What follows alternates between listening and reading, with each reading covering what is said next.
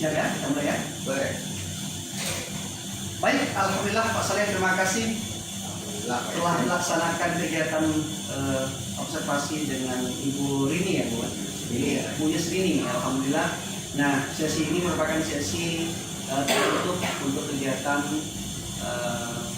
pasca observasi.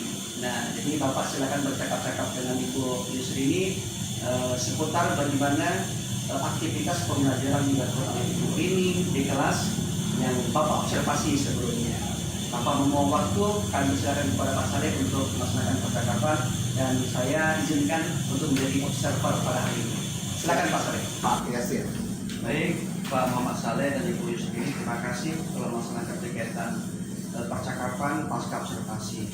Dinamis, komunikatif, dan sangat reflektif. Hal yang mungkin menarik bagi saya di sini adalah yang pertama, Ibu Yusrini dapat menerapkan langkah-langkah berdasarkan RPP yang terdiferensiasi untuk bisa diterapkan di kelas pada saat Ibu mengajar. Dan tentunya bimbingan diberikan oleh Pak Saleh ini sangat baik dan bisa Ibu nanti terapkan dan imbaskan kepada teman-teman lain di komunitas praktisi atau di komunitas belajar Ibu di sekolah lain.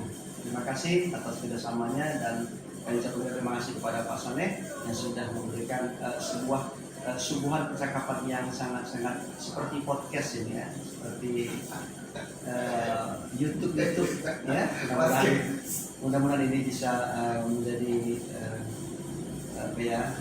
inisiatif kita untuk bisa mengembangkan komunikasi kita untuk perbaikan pembelajaran anak-anak di sekolah kita masing-masing. Terima kasih. Assalamualaikum warahmatullahi wabarakatuh. Waalaikumsalam.